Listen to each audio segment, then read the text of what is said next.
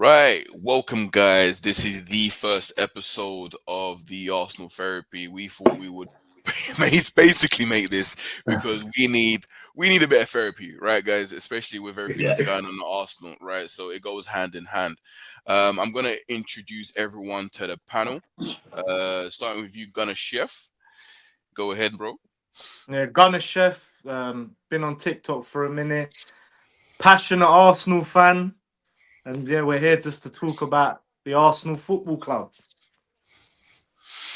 Jay Talks. Go ahead, my bro. Yes, people, it's your boy JTB, aka J Talks Ball. And like we're gonna do today, we're gonna talk ball. We're gonna talk Arsenal and all them things there. So yeah, we're live, man. And last but not least at all, my bro Matt. Go on, man. Listen, Back of the Net podcast, like everyone else. I'm on TikTok. I'm on all social media platforms. I don't even want to name them. You don't even try. But listen, we're here talking Arsenal, just letting it out. This is our therapy session. We need this. Exactly. Right, let's not waste any more time, guys. Yeah, we know why we're here. I know I caught some of you off guard, but I am gonna catch some of you off guard anyway. Simple question. Simple question. Whoever wants to claim it first, you go ahead and claim that. Is Arteta still the right guy for Arsenal Football Club? No one going? It's quiet. It's quiet now, isn't it? I don't want to start it off negative. I'll let someone else. No, listen. This is unfiltered. Yeah, Right? yeah. The reason why the fans are listening to us and watching us because it's unfiltered. We're gonna have different opinions, and that's what we're trying to discuss. So whoever wants to claim it, go ahead and claim it. Look, for me, I've said before, he is not the manager to go and win the league. He will never be good enough for Arsenal Football Club at the pinnacle. Never take us over the finish line. Never win the Premier League. And I know people, he's done a lot of good. They say he's changed, the dog win, the light bulb, and the brain, and all of these things that they've done, and they love him for that. But when it comes to Arsenal Football Club, we're an elite club. Football is about winning. And you can't be the manager of our club without winning in six. This is the sixth season now without a trophy.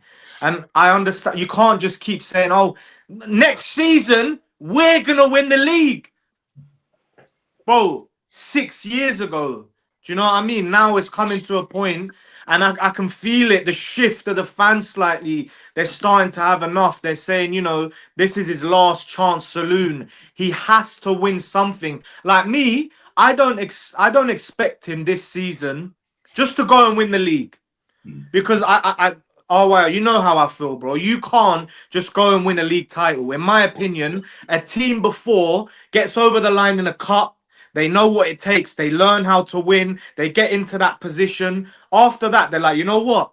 In these big games, in the moments where they matter, now we know how to win. Now we can go into a game, treat it like a cup final when it's the Aston Villas, when it's the Southamptons, when it's the West Hams. And we know exactly what it means to win this league. But even in cup, we get knocked out early doors. Since he won early doors, obviously this season, the Champions League, unexpectedly, we done very well. But when it's time to go and win the game, and I've said this before, he doesn't risk everything it takes to go and win. He substitutes like for like. Left wing, Martinelli for Trossard. Timber for Ben White. Rice for Jorginho. Bro, why don't you take off Timber for Trossard? Play 4-2-4. Just we're losing. We need to go out and win the game. Just throw it all on throw the sink at it. But that's how I don't know how you lot feel. For me, he is Brendan Rodgers before Jurgen Klopp. Just the man before the man. The guy that's built this team, put a few pieces together. The spine is there. But the last finishing piece is the experience. He hasn't got it.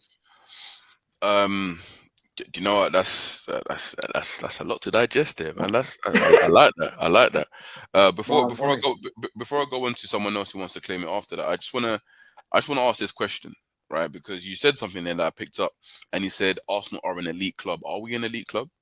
Yes, for me, we are. 13 league titles, 14 FA Cups. We're a club of winning. Other fans can sit there and try and ridicule us. History, Arsenal Football Club are successful. There's a reason we're in every headline. There's a reason we get linked to all the players. There's a reason everyone tries to laugh at us. No one laughs at Man City. No one cares. Why? Because they ain't big. Are they successful in the last 10 years? 100%. Are they bigger than Arsenal Football Club? Never. Success is earned. Club of class. History. That is, we've earned that over years and years of winning. Cool. Have we won a league title the last 21 years? No. See that that's what I'm trying to say is that you mentioned that, yeah, great, we have won the league 13 times, right? But would you classify Everton as an elite club? No, but they're not on the same level as Arsenal. You see, but they've It's won been the league. but it's been Hold on, longer. bro. We was win. I hear Come that, on. bro. No, bro. No, Listen, no. the reason why I say that, yeah, is that they've won the league 9 times. Yeah. Back in the day, right? But the reason why I ask, are we an elite club, is because, like you said, we ain't won the league in over 20 plus years. We have not won the Champions League, FA Cups. That's disgusting. It's not good enough, right? If you're an Maddening. elite club, if you're an elite club with the top of Europe, you have to be winning your domestic, right? And you have to be doing that consistently. You have to have at least one Champions League under your belt. But are we gonna sit here and say Arsenal's small? It's impossible. No, it's not. I'm not listening, but I'm not trying to say Arsenal. No, bro. I'm not trying to say Arsenal small. I'm trying to say Arsenal are not elite, but Arsenal are big. They're a big club, right? Of course, they're Arsenal and a big club, but they're not an elite club. We can't claim that elite status when we haven't won the Prem in over 20 years. We've been in and out of Europe, and we only used to compete in Europe just for the sake of money. Oh yeah, we're gonna get that Champions League money. But can you honestly say we competed in Europe after 06? We competed in Europe to go in there and think that, we're going to go and win it. Other than the Europa League when we got to the final, no, not really. No, exactly. No. But I'm being honest. We were through a transition stage. That stage from 2006, we didn't win a trophy. I had to ask that. No, I get it. Obviously, the stadium, the money, we did things the proper way. We didn't go and get an owner. We're supposed to compete with Bayern Munich and Real Madrid. If you remember, that's what we were told. But for me to sit and say we're not elite, like I said, why is Arsenal Football Club? Why does it get all the views, all the if we're not that big? We beat Real Madrid. It was like the world stopped at a standstill. That's who we are. Arsenal Football Club at the pinnacle again. Like they need us, the footballing world. They hate us. The worst fans in the world. That's what they say though. They come to me every time. Oh, you guys are the worst fans in the. No, there's just a lot of us, and we're big. Everyone always wants to talk about us, bro. I hear that. So, who wants to go on and jump onto what Chef has said? Do you agree? Do you disagree? Why? I'll go for anything. Just quick. I agree with what Chef says. I think for us Arsenal fans, it's frustrating because I don't know about you guys, but I always feel like every window. We never have the complete window. There's always we make signings and you think, oh, we're getting there. Like the Havertz one. I can't remember who we signed before Havertz. And I thought, oh, all right. Look what we're doing. Then Havertz. It's Declan. A few signings away. You know what I'm saying? And it's like, you're always 2 away and you think, just get the 2 and you're good. And I think just as time's gone on with us, I'll get frustrated as well. The cups annoy me. I've grown up enjoying the FA Cup. I don't care how many we've won. I want to go find competition. I want to go to Wembley. I want us all linking up at Box Park. You know, everyone's like, I want to enjoy it.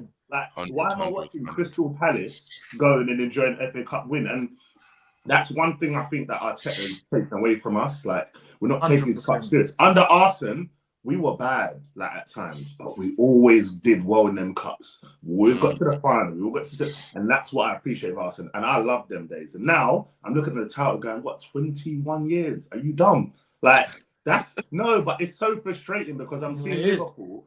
No one expects Liverpool to win the league.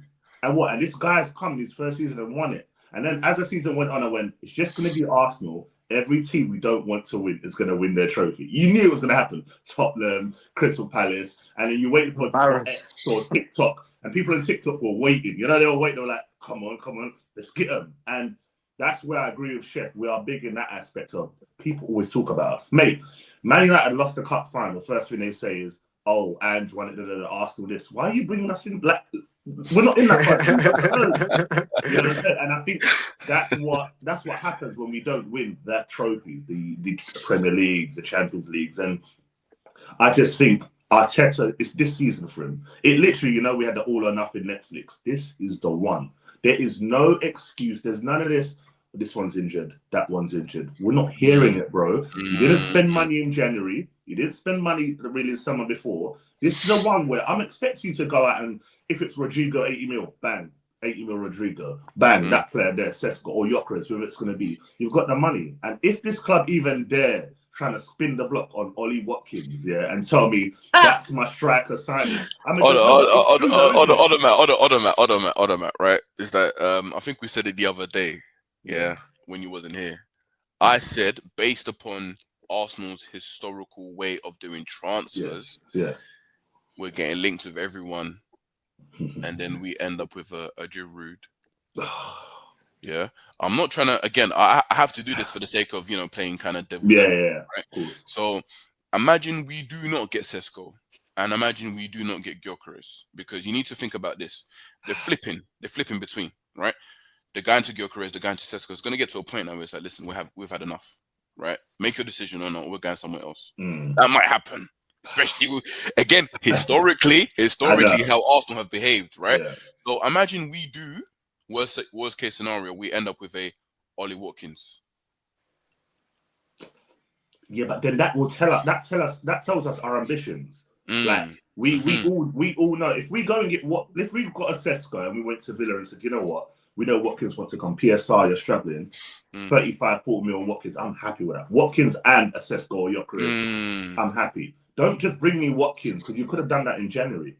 100%. And that's what's going to piss me off. Because in Jan they said we were right, whatever. Don't spin it back now just because, we're not sure what striker. And that's the problem. I'm trying to give... The thing with Arsenal and as fans, we try and give them the time. You know what I mean? But then we get pounded. Raheem Sterling, the last window. Like, you're telling me you're going to get a winger and I'm at work. We're going to see the best of me. You know what I'm trying to say? So... That's what I'm saying. So that's all I'm going to say. It's all or nothing for him. This summer is massive for him. If I'm Arteta now, I go, Berta, I want him. We're going for it. I'm going for it. And then if he don't win the league and he tries and he brings all these players, go off into the sunset. But Shep is right. I think, it's bad to say, I think he's our manager before the manager. He is the Brendan Rodgers, I feel. I feel like he's got the squad to a point where they're simmering. But bro, when you get to semi-finals, finals, you need to get over the line, manager. Like I can elite of the elite. Elite of elite. I can go back here, and I was looking at that Champions League semi-final, and I was like, if we had like an Ancelotti, like in that position with a semi, we're making it through, you know. The problem with Arteta, and look at that team, there's too many instructions. We're too robotic now. Like I was watching the 2022-23 season. Bro, the football we're playing is just mad. And I watch now and we're playing for a corner. And then every time it's panic to Nicholas Yoga. I don't care about the... Stop that. But it's true though, isn't it? And we're so... Us are probably different, but there's so many reactionary Arsenal fans. Like, we want the best for our club. And the best for our club is better football, big transfer window, and possibly change the manager. People say, who as a manager? It is tough. My dream one would be someone like Nagelsmann. I don't know why. I love Nagelsmann, but I know he's at Germany. Footballing but manager. No, these are them type of players, managers will go for. Because I just think Arteta, he came from where? Man City number 2 to us. There should have been an in-between move before coming to Arsenal. And that's no disrespect to him, because he's taken us to second and brought us Declan Rice and whatever. But sometimes you've got to know, I've got you to a level now, I can't. Because the last point I'm going to finish off, he can't handle egos and big players. We need big egos and big players. We need a Victor Osimhen in that side that comes in, like that goes, you know, if someone that Osimhen that comes in and goes, bro, you told me to do this, bro. I'm Osimhen, bro. I'm banging goals. And then you have a striker where in a change room, look at Oba. We can say what we want about Oba, always banged goals. Now everything's too nice. I can imagine he's telling Odegaard this and Odegaard's going, he likes yes men, man. Yeah, you know, he wants yes men. He loves them. You know, he wants a yes man in his team, bro. Mikel, I'll do that for you. Mikel. Yes, sir. No, sir. I ain't doing it. I'm doing it. Come on. But that's where we're at. But listen, I'm positive because I think The new sporting director has given us all hope. If we had Edu right now, I wouldn't Oh, be on here. mate. I would not be on here. Yeah, exactly. That's right. But there we are, man. But I'll let Jay take the floor. But that's my thoughts. And I think big window, go for it. From the beginning, smash all the teams. None of this messing around. Give me 5-4-0s and go and get it done. Man said 5-4. Nah, because you know what? We always drop 0-0 Everton at home. We never drove Everton at home. It wasn't good enough, man. You know He's right. It saying? weren't So, good enough. No No, I more hear of that. I hear that. No more of that. Jay, so before you continue on to what Matt just said there and what Chef has said there, I'm going to ask you the question because I want us to go into another part of the segment, right? Which is the purchases that Arteta has actually made whilst manager at Arsenal Football Club. I'm going to share my screen soon. And before we go into it, obviously, you're going to answer. And yeah, what do you think of Arsenal's sort of purchases whilst obviously under Arteta? I think it's a very mixed bag. I think it's a very, very mixed bag because I think of some of the signings. I think of people like Gabriel Jesus, Mhm. people like Zinchenko. And at the time when they came in, I was thinking to myself, rah, we're getting in some players from essentially teams that were doing a lot better than us. And cool, they were essentially surplus to requirements for those teams, but still, they're still quality players. So I was kind of confused at how we were getting them, but I was like, fair enough. And at the time when they came in, I can't tell you how much I remember so vividly Gabriel Jesus when he first came in and before the World Cup and before that injury, he looked like a man possessed. The way that he dribbled, Mm. he really had the proper Brazilian put chat chat. The way that guy was moving, Yeah, for real. and I think of even Zinchenko and how when that first like kind of inverted Nah. fullback kind of came in and like the way that he was playing, I was thinking to myself, wow, like Mm. Arteta's got these boys moving. Mhm. So I look at purchases like that and I think, okay, cool, your talent ID's good.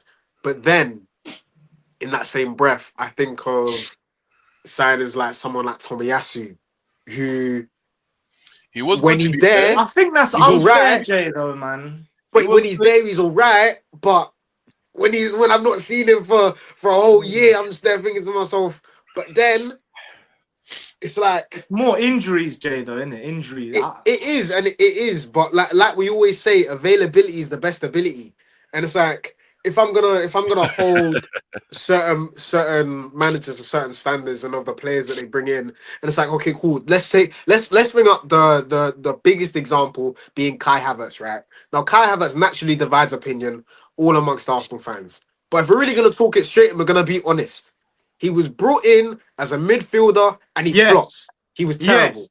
Let's call a spade a spade. He was brought Yes. in as a midfielder and he was terrible. Now, do I look at him and look at the way that he was able to adapt and come in and play in that number 9 role and kind of like jink about with a false 9.5, this, that, the other?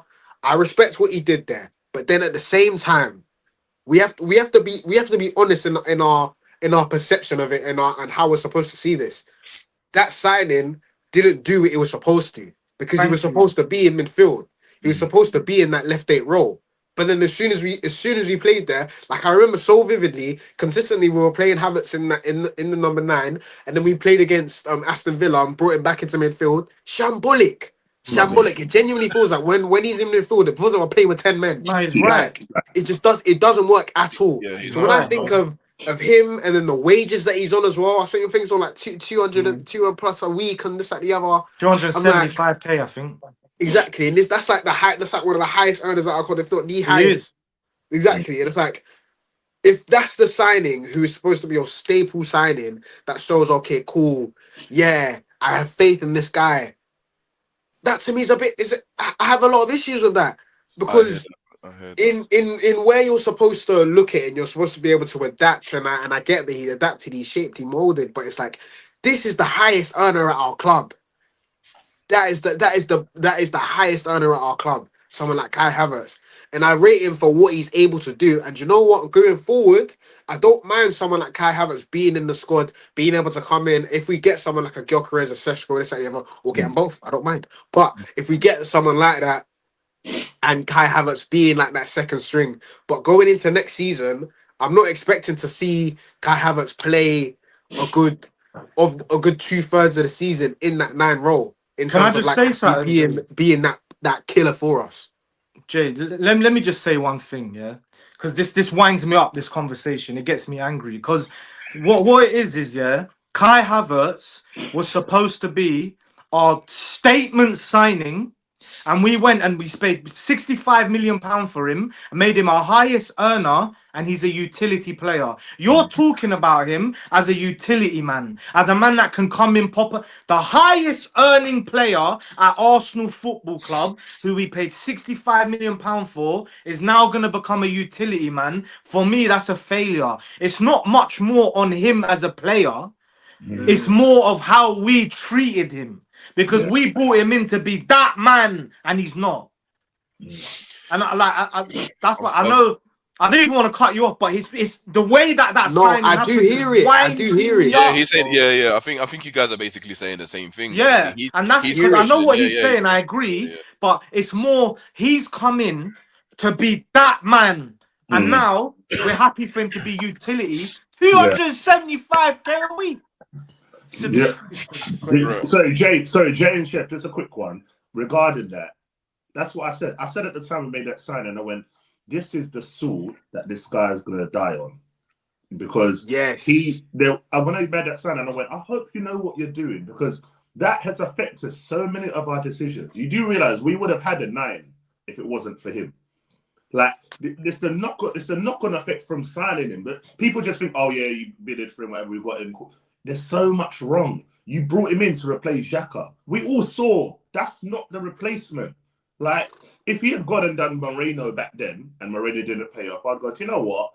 He's a natural CM, hasn't worked out, you give it a bit of time. But then you realise, oh, do you know what? Let me put him up here. And at the same time, man was putting... He thought he was doing something mad. Because them times he's putting Partey right back. And if you remember that season, do you remember that? Exactly. And you remember then he benched Gabriel for a bit as well. And I was like, bro, what is this overthinking? He tried to. I think he tried to make a statement. The reason why he benched Gabriel was because you remember there was a transfer from was that a Saudi offers or Saudi, something? from Saudi, Saudi for 70 million. And he was kind of taking his time, kind of deciding. So it's almost like a statement, like, "Yo, Joe, if you're gonna." But you know what, guys? That there shows a bit of inexperience for me, anyway. Like in terms of that and the Partey thing, like right back. We all see Partey. I think people base it on like remember Atletico when Partey did it briefly. We had players to come in and do the right back thing. It didn't have to be Partey, and he cost us. I think was it a Forest game? I think it was right back and Alanga bombed past him. I was like, natural right back would have dealt with it. And it's the fine margins. I hear that. You know what I mean? It's the fine margins that will cost you. The fine margins will cost you this league. Whilst I really do agree with that, I do have to say, as a manager, you're going to want to tinker a little bit to see if it can work, right? Because look, think about it, right? Is that you've got this sort of method that works on the left, inverted, but sometimes guys are going to get used to that. Teams are going to get used to that, right? So you're probably going to try and see, all right, you know what, can I invert from the right and see if it works? Obviously, it didn't work. But you're gonna have you can't I don't know, you can't blame him not trying that out. What he doesn't adapt his style though in games. We go out the same way. I hear that. Whoever we're playing, he tries the same tactics, bro. That is true. I'm just referring to what I know what you're saying. What Matt you're gonna have to try that. You're gonna have to try that. Like he's trying to control the game from every angle, and he's thinking of it as a possession-based game. He's putting Thomas Partey there, Lewis. We have the ball, we pass it around, we dominate the play. But it's like every team you play, you can't just go out there and say we're gonna do this. I hear that, but he doesn't. After that, he only used Partey when the right backs were injured. Yeah, right? He had to because it was that bad. Yeah, no, but I hear that. But at least he didn't use it again in trying to be like, oh, I'm going to try and make this work, even though it's not working. I'm going to try and make this work. I'm going to carry on making this work. He didn't do that, right? But anyway, let's go into the transfers, right? And what I want us to do, we're going to give it out of 5. We're going to come to a collective decision out of 5 for each player, right? And the majority of the decision wins. Cool. First one, Declan Rice. 5. What was it? 5. That's the the best player at Arsenal Football Club. Massively, one. massively. Next captain. Next captain. Right. The next one. You know, Bro, I don't you know what? even Let's want. be honest. Let's be honest. It's gonna be Kai Havertz. Kai Havertz. Three. Three. All right. Matt says three. Yeah. Jay.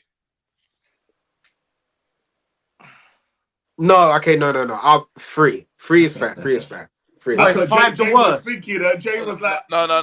Five's the best. Five's the best. One is the worst. Okay, so 2 for me, and it's not more of him as a player because I don't think he's actually That's what I'm been that thinking. poor. Yeah, it's more Yeah. the signing itself is what Yeah. annoys me, and the way that it was an experiment that went wrong. But otherwise, since he's come in, 2.5. 2.5. 2.5. Right.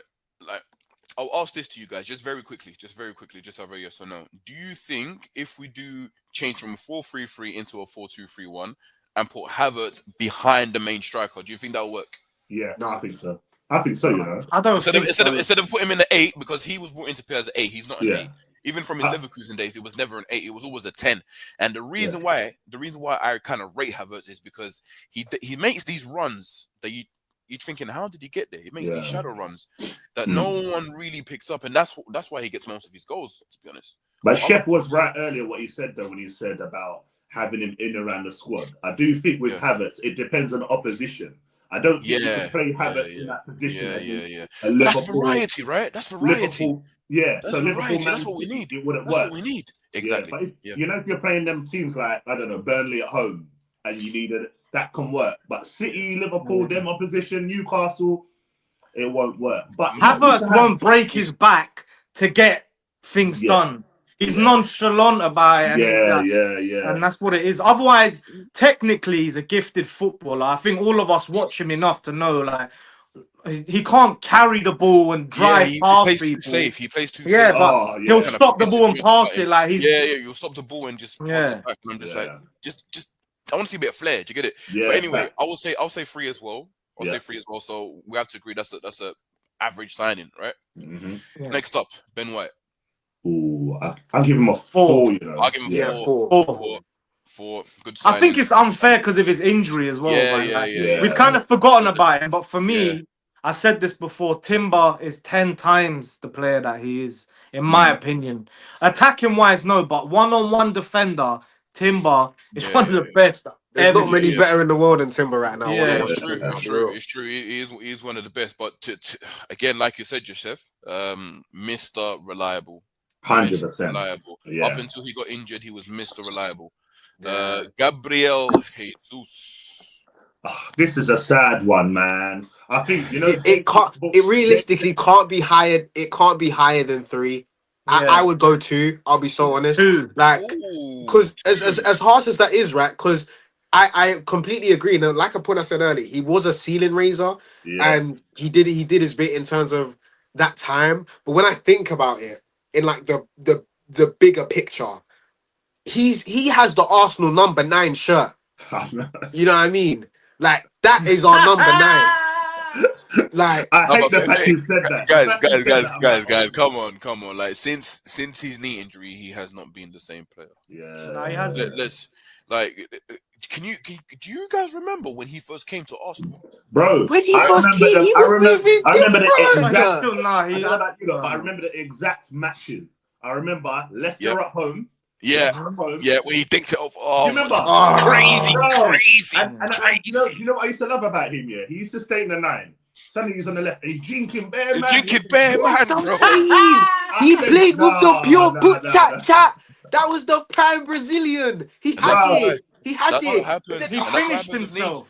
That's what happened. And it's not just his knee. He came out and said, "I don't see myself as a number 9 goal scorer," and that was it for me. It was over. Do you know what? It's you can tell when a player is a confidence type of player. Right? Yeah, he's a confidence type of player. Remember, when he was brought in, why would you give a guy number 9 if he's not going to be your main striker? Yeah. You're going to give him that. And he was brought in. Do you remember he was linked with Real Madrid? He was linked with a couple of other teams. No, he's cold. I don't footballing wise. He was brought in, and Arteta said, "You are going to be my number 9, right? And you're going to score goals." You can tell that because as soon as this guy started that season, he was firing all cylinders. You see what Matt just said there in terms of the jinking and the juking. you can't really do that no more once your knee is. And he was out for time. But he came in against Crystal Palace in the cup game. He scored, and all of a sudden he looked like he was gonna start doing that again. He looked like he was the guy again, man. Yeah, scored 6 goals in like 3 games or something. He's been unlucky. He's been unlucky. Like, we have to be honest. a free. I'm saying 2 personally, but Fez. 2-3. 2-3. So, do we say it's a good signing? Has he been no, a good signing? Good being the definitive word. Good.